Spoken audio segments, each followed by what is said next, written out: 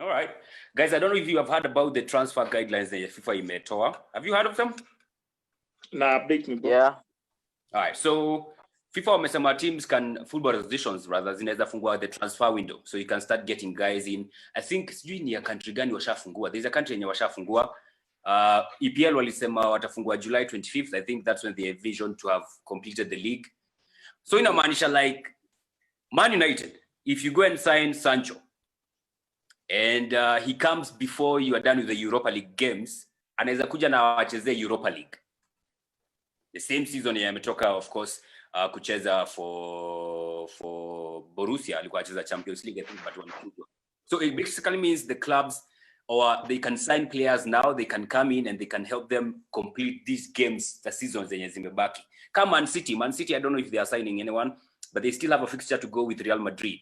So if they sign a player right now, anaweza kuja na acheze hiyo game ya Champions League yenye watakuja kucheza na return leg for Real Madrid. So it's a very nice development. Vinny, what do you think about that development? Yeah, it's okay. It's a good development, but I think even when they're making that stipulation, they also know that transfers don't happen overnight. So probably even when they put it down like that, they know it's not going to, you're not going to start unless you're a team like Barcelona who start their transfers in January and finish them in July. So if you've not laid down plans, for example, someone like Sane, I understand Sane and Bayern had reached an agreement, if I'm not wrong. So if it's someone like that, probably Sane could leave and go play for Bayern maybe. But the stipulation is good. If you can get a player who comes in, especially now you understand that Cavani and Thiago are going to be free agents. Yeah, I think by the end of the transfer. So you need a player like that. You bring him in and he helps you with your season. It's a good deal, and it helps also alleviate this issue of the funding, because I'm very sure teams have suffered a lot from this corona issue and the funding. So most teams might not put a lot of money into the market for big for large buys. So that's it's a good way to go. But I also think that even though they have put it there, it's not going to be overutilized. It's not going to actually happen. You're not going to see an influx of 20-30 players coming to the Premier League to play because of the money and all that. Lawton, do you think Nani wako na a bit of an advantage? What do you call it? Chelsea. Like their transfer ban was sort of a blessing in disguise, because they sold Hazard, hiyo pesa walioka tu kwa bank, they never expended it, and now they're expending it. And now kuna hii coronavirus and most teams will most likely not spend much, but wao wako na do. Do you think that it's like a transfer, it's like a blessing in disguise for them and they are taking advantage of it? No, I doubt it, bro, because at the end of the day, football is not really about who you get. Most of the time, essentially, it's about how best you can fit them into a system, yeah? And Chelsea fans are suspect and criminal when it comes to that. They've always had some of the best players on paper. I mean, they had a Morata once, they had a Diego Costa, who I think was a good player. But it's not really about who you can get. It's really about how the system works. Look at Liverpool. Sadio Mane and Mohamed Salah cost them a combined of, I think, 60, 70 odd million, thereabout. The biggest acquisition was Virgil van Dijk and Alisson. But everybody else, the system was created around players that can play in a particular way. So one thing I've been really doing during this COVID-19 break is try to understand the history of some of the greatest names that we've experienced in football. Allow me to give you an example, because like you're an Arsenal fan, so I went through the invincible list just to understand, was it money that helped that team, or was it a system issue, or a system benefit from a system? This guy, Gilberto came in from Grêmio. I mean, good buy, but was a cheap buy from Grêmio. Edu was somewhere in South America, somewhere in Brazil. Thierry Henry was a reject from Juventus. Bergkamp was a reject from Inter Milan. Came in for good money, though.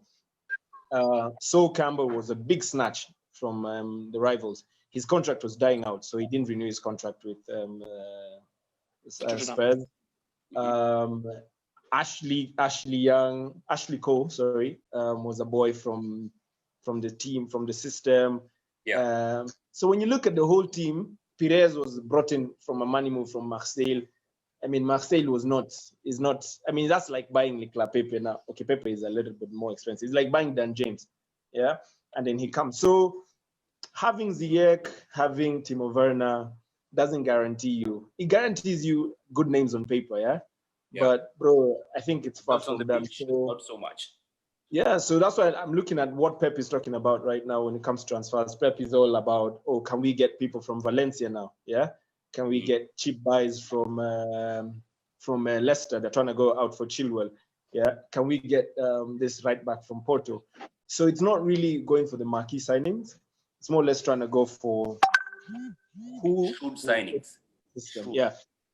So if Chelsea are banking on Lampard names winning Lampard games, I think he's in for a shocker. We've seen QPRs, we've seen great teams in the past. QPR had a Granero at one point. They had I remember. From that Phillips, and they still didn't work for them. So yeah.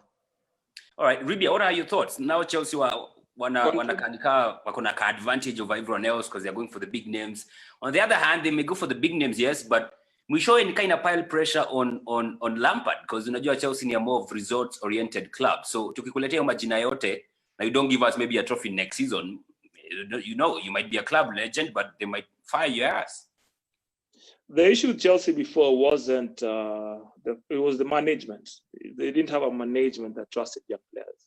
You have to remember Chelsea as the guys who signed Salah, De Bruyne, Lukaku, but they didn't have a manager. The Mourinho's on the likes did not support management, and back then they had such a big senior team that it didn't make sense to put a drop out of the game for these young fellas like Nalams. You wouldn't give them a chance. But with the pieces Lampard has, Chelsea is going to be a problem for the next 5 years because who the replacements they're getting and the guys they've already signed, it's going to be a problem. Like their transfers, the management they have right now, and their policies they have to develop young players, especially now considering financial fair play rules. One, they're being implemented, so we prefer signing young players right now. And secondly, considering the climate right now, I think there'll be a big shift in the transfer market. There'll be a huge scramble for these free agents. Teams don't have as much money to compete. You have to consider revenue from gate tickets, from merchandise, and from museum sales to all the teams. Almost now, they're like zero, right? So TV money, it's only there because it was guaranteed. But if there is an unguaranteed clause in some of these teams, it's messed up. And the only guys who get TV money, remember, is the Premier. The other teams don't have equal revenue share agreement, like Premier League. For example, in Spain, those lower teams are in trouble, like crazy trouble. So we won't see the same. So what we can expect to be a huge market for the free agents, the guys who run out their contracts. And the transfer prices will be relatively low. And even for Man United, I don't think we'll have the financial fact to grow after a lot of people, especially after signing Bruno. And especially after our stocks are really not doing well, considering Corona, competing in the Champions League. So I'm thinking the guys who already secured their signings in the best positions and the guys who are going after free. But this transfer season, I expect it to be a bit dull. And like Lawton said, transfers are not necessarily a guarantee for success, especially if your culture shift. And for some teams also like Arsenal, retaining Aubameyang is like a new signing. So I think players also have a lot of emphasis on retaining the talent they have, because right now losing key players it's the worst time I can remember in football history to lose a player from the club, because getting a replacement. It doesn't get worse than this. Vinny, as we conclude on the whole transfer issue, do you still think, despite the coronavirus, teams are going to go and actually spend for players? Or maybe around it, maybe actually it's not going to be like that. It's like what Lawton is saying. Watu wataanza kuangalia like, okay, kuna team kaa Porto, you can go buy that right back, maybe who's just worth 20 million pounds instead of going for this guy who's maybe worth 50. Do you think now we'll start seeing the shrewd business part of transfer signing for clubs? Ama, do you feel like, bado wase wataspend too? I look at this in two ways. If I may go back just a few years back, if you look at some of the managers we had before, managers of the class of Ferguson, if you look at someone like David Moyes, you look at Wenger, you look at this guy from the fat waiter from Liverpool. What was his name? The one Ferguson called fat waiter. Benitez. Yeah, Benitez. If you look at the kind of buys those people used to do, you look at the player coming in, you don't know the player. They actually brought in players and made them. But with the current crop of managers and the current crop of teams we have, you look at the team like Chelsea, Man City, right now Manchester United. These teams are teams people want to see. So you find the managers are also, on top of signing players that will fit into the team, they're also being forced to sign players that will bring in revenue as far as shirt sales are concerned and all those things. So I'm looking at it in these two ways, that we are heading towards a depression. So some teams might want to invest in an expensive player, hopefully in the sense that this player, if he comes in, is going to boost their sales, because teams have taken a hit at this period. But the problem with this is, for example, I'm going to use Paul Pogba. If you go back to history, Manchester United history, Paul Pogba was not a target. He was not a target for Manchester United. Actually, we didn't want him to come. We're looking at other players, but everyone knows Paul Pogba. And at that period in time, the management, the board wanted to put Manchester United on the team, on the planet. Yeah, let's see Manchester United. It's a big team. Let's see it. Everyone has to hear about Manchester United. They brought in Pogba. And a big name. He's a big name, and he did come in a big way. Same case with someone like Ibrahimovic. We needed Ibra, but big names come in, sell shots. But do they really fit in the team? So if we look at it that way. So teams might bring in big names for the sake of business. But if we look at teams that are trying to gel, I'll go with a name like, for example, Dan James. Let's look at Dan James and Pepe, for example. If we look at the two players, on performance-wise, they have actually leveled out. They're almost level. Assist and goals, they're almost level. But Pepe is under more pressure than Daniel James because of the kind of input or the kind of money that brought him in. So you find a player like Pepe is going to be under more pressure to perform because the media is on his case. You're expensive, perform. Dan James doesn't have a lot of pressure because he came in 15 million. He's performing almost the same at par with the person who came in at 70 million. He's doing good. So look at teams might also and Maguire, same situation. Yeah, so that's the same thing. So teams might want to bring in players who will grow into the team, and that's what I'm thinking. That a player who will pick with the team and go with the team. So bringing a player who is not going to have a lot of pressure. I am personally against the signing of Jadon Sancho for Manchester United. He's a good player, but I have a feeling if he comes in, there's going to be pressure that he's going to be given the number 7 jersey.